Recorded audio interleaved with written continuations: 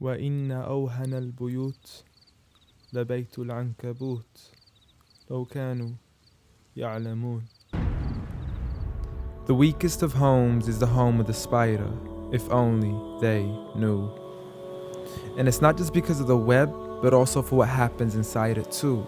The most fragile of homes, home to the most ferocious of family feuds, a husband and wife relationship that is solely based on being used for consummation.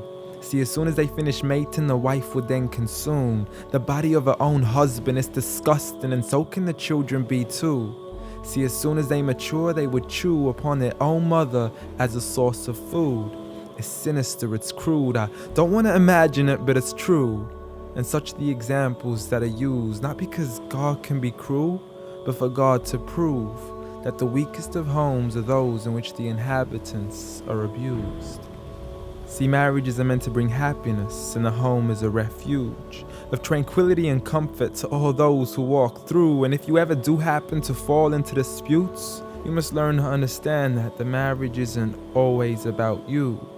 Rather, it's learning to live together as one, although we are still living together as two. In a home where everybody knows that they belong, with love, kindness, and mercy, so we could all just get along, and there's no need for fighting every time something small goes wrong. Because you can't build a home upon violence and then expect it to stand strong. I mean, what kind of man would harm his wife in the darkness of the night, leaving her to bleed as he scars her for life, having to cover up her bruises as she tries to hide them from sight? See, he's so focused on her responsibilities, but fails to realize that he also owes her rights. See, as a husband, you're meant to provide, protect, respect, guide, and guard her.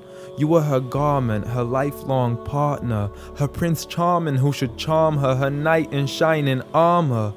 But a night has turned into a nightmare as he spends his nights trying to harm her.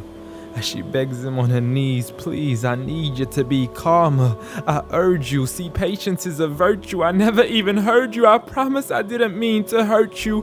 Please don't be mad. And please don't let the kids see, cause it's not right for a dad. It's sickening, it's sad that such scenes are happening in reality within the homes of so many broken families. It's a calamity that we forgot what the meaning of marriage is. Did you forget that the best of you in character is he who is best to his wife? The best of advice from the one who never harmed a servant, child, or wife in his whole entire life. Muhammad sallallahu alayhi wasallam. He was the best of examples in how to treat a woman right. See, if his wife had cooked something he had liked, he would eat it, and if he didn't, he would leave it without expressing an ounce of dislike. He would even refuse an invitation to food until his wife had also received an invite, and he would help around the house too, just to make her workload light. He was the pinnacle of being polite. And he taught us that the strongest of men is not he who knows how to fight, but rather he who restrains his anger right at the moment of strife.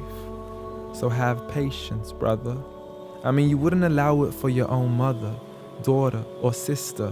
You wouldn't bear to watch another man punch and kick her, so the next time you even think to cause her trauma and hit her, you need to understand that she too is another man's mother, daughter, or sister. So dear sister, no human being deserves to live a life of violence alone. So if he doesn't treat you with kindness, don't live in silence trying to fight this on your own. Rather seek help from God first, and don't be afraid to then pick up the phone and let your people know that you are no longer willing to live in the weakest of homes. Violence against women? Islam says no.